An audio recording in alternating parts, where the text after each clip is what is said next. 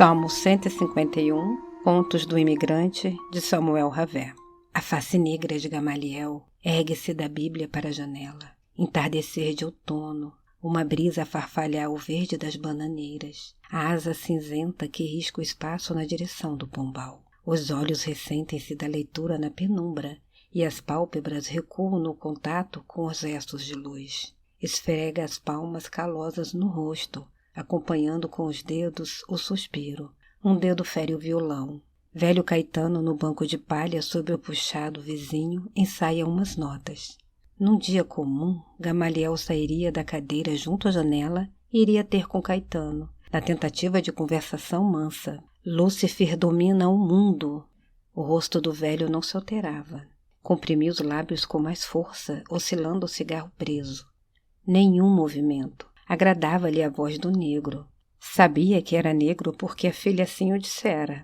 Mansa, numa fala suave, com sinais de frase em nada cantantes, lembrando o bordão que seu dedo alisava.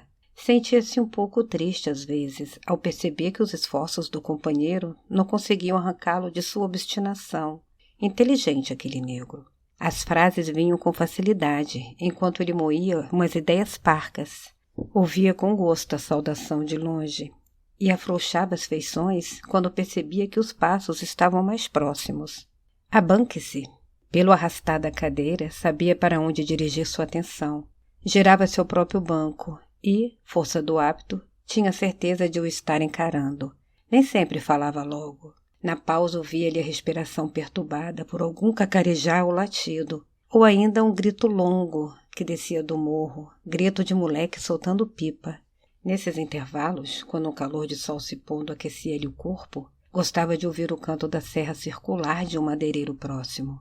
Gemido sem dor, queixume, lamento sem revolta, e quando o vento era favorável, vinha-lhe de vez em quando o cheiro dos troncos verdes ou da resina esvaindo-se dos lenhos, fazendo-o esquecer os anos da respiração sufocante, dos acessos de tosse, produto das chaminés e das valas do curtume. O fedor dos pulsos, dos tanques, um agitar de asas agorentas. Um filho de Davi, porém, velho sem religião, dizia-lhe a filha em certas horas com leve nota amarga, alterando o tom jocoso. Sorria antes de mergulhar num silêncio de cismas prolongadas. Havia um cansaço em seus membros e a mudorra na cabeça. Nenhuma vibração, nem desejos de zanga lhe vinham.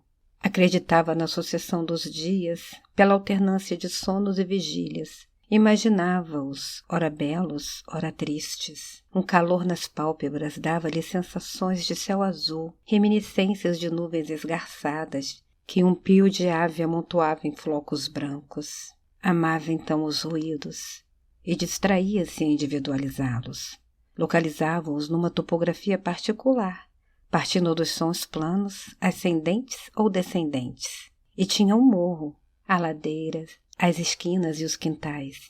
Não chegava a odiar os dias de chuva. Entristecia-se apenas. Era obrigada a ficar no quarto, quase sempre na cama. A umidade tirava-lhe o ânimo, nem mesmo tocava. Saía um pouco da sonolência quando cessavam as pancadas de chuva nas telhas, e distinguia a vazão acelerada das valas e o chiado de cascatas repentinas em alguma ribanceira. Um odor imenso de tabatinga devolver-lhe uma infância distante, de cobras, barcos e monstros, de um amarelo sujo secando ao sol. Agitava então as pernas, expelindo alguns restos de dormência. Lembrava-se do gosto do cigarro que a inanição lhe tirava, e estendendo o braço comprazia-se com os sons despertados, pelos dedos tamborilando no oco da viola. Principiava uma cantoria monótona, sem articular palavras, grunhido de algum resto de toada. Raramente tocava mesmo. Bastava-lhe a presença do instrumento e a possibilidade de acariciá-lo, retesar as cordas, golpear de leve uma ou outra, e mais do que isso, sua existência ali, com ele, o apego dos dias de solidão, que eram todos os seus dias. Descerá da cruz, velho sem religião. Nada fizera para perdê-la. Tinha a certeza. Apenas se aquietara na apatia serena que não exige maiores explicações, fruindo dos sentidos ainda vivo as alegrias que antecedem um corpo morto, a carcaça focinhando a terra, E o negro lhe falava de alguém que já vira em procissão quando menino. Persistem as notas no ouvido de Gamaliel, mas ele não se erguerá para a conversa do costume. Tenta fixar os olhos em algum ponto, enquanto os dedos alisam a capa de percalina do livro. Nem mesmo os hinos de que tanto gostava lhe vinham à memória. Cantava-os em voz alta, entusiasmado, a sala com acento sentido. No quarto ao lado, Lígia dobrada sobre o berço de Isaías, chorava às escondidas. Por quanto tempo ainda? Gamaliel pensa em Caetano, velho sem religião.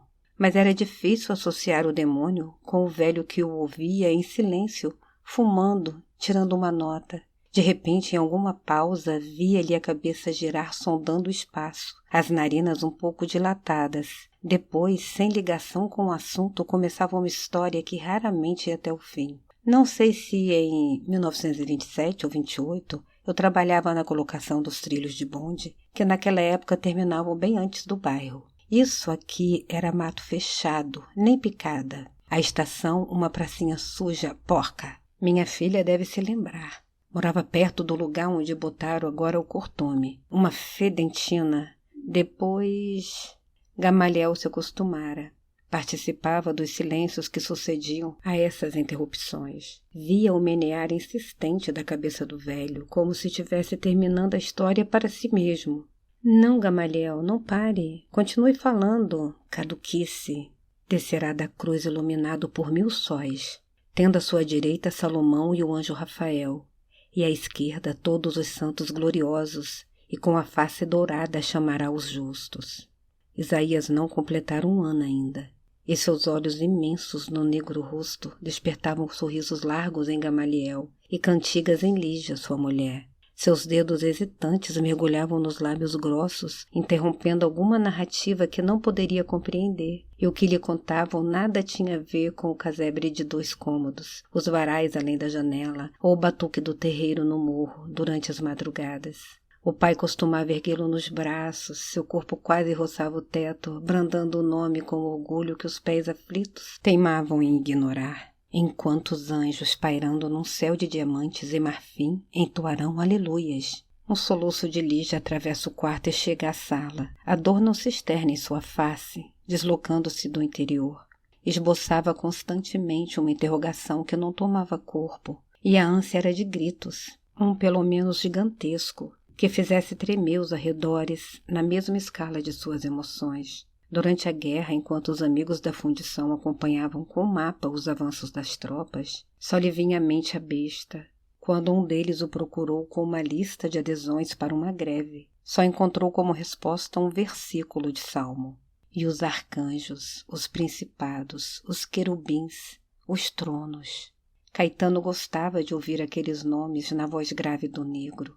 Instintivamente, os dedos embalados corriam as cordas numa antecipação de harpas futuras. Quase sempre provocavam uma pausa. Gamaliel, fitando-o, procurava uma justificativa para a serenidade do velho.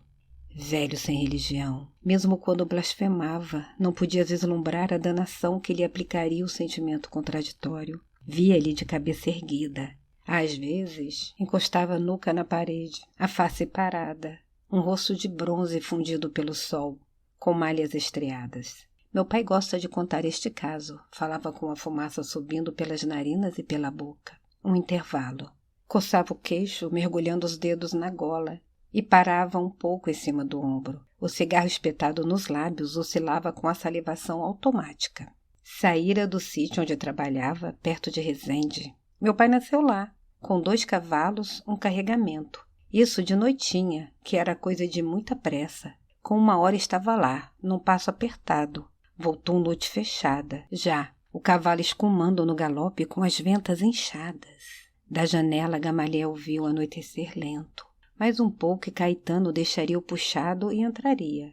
Teria noite dentro de sua noite, como quem sonha que está sonhando. E o filho no quarto findaria a ronda dos últimos meses pelos corredores de hospitais e clínicas, deixando a figura do pai projetada num muro imenso, alto, opaco, os braços erguidos, mas sem seu corpo, brandando o seu nome. Mas já em outra dimensão, Isaías morrendo. Voltam-lhe as frases que costumava dizer ao velho no entusiasmo para conquistá-lo. Acreditara que a insistência curvaria a serenidade de Caetano, numa repetição de fábula antiga, e agora, perplexo, sente que mais nada tem a lhe dizer. Um desespero mal definido projeta-se dos pulsos em atrito na testa. As palavras que antes traziam uma carga densa e agora teimavam em permanecer sem sentido físico. O velho contrapunha fragmentos de história aparentemente banais. Quase com terror, verifica a ocorrência do inverso. As dificuldades com a doença do filho revelaram-lhe uma outra realidade, bem presente na voz rouca de Caetano.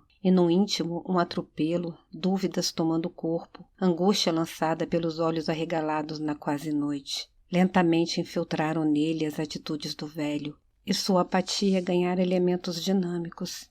E ali estava ele, Gamaliel, perplexo diante do muro ignorado. Os soluços de Lígia se tornam mais intensos. Ergue-se, deixando a Bíblia caída no chão. Contorna a grade da casa, encaminhando-se para a cadeira do vizinho. Demorou hoje, Gamaliel. Ainda face serena, como sempre reconhecera seus passos.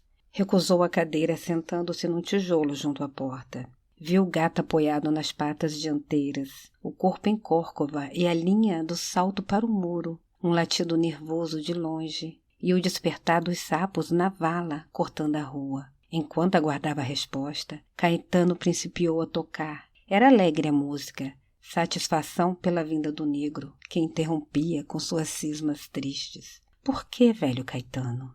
A voz mais grave, quase um lamento, fê-lo parar, os dedos truncados nas costas. Girou o rosto na direção da frase, aprofundando as estrias. Um jorro surdo subindo-lhe do estômago comunica uma vibração há muito não sentida pelo velho corpo. Há tanto tempo esperava por essa pergunta do negro. Gostaria de lhe narrar uma história bem simples agora, mas o choro de Lígia, varandária entre as duas casas, cortava qualquer intenção de ternura. Sobrava apenas um sarcasmo estúpido, doentio, a exigir um esforço para a frase. Conte, Gamaliel, conte novamente, para você mesmo, a história dos anjos, dos arcanjos, dos principados, dos querubins. Notas soltas enchiam o espaço entre os dois, graves, bruscas. A primeira, rudemente golpeada, interrompeu sua vibração aguda com um estalido na madeira. O negro chorava.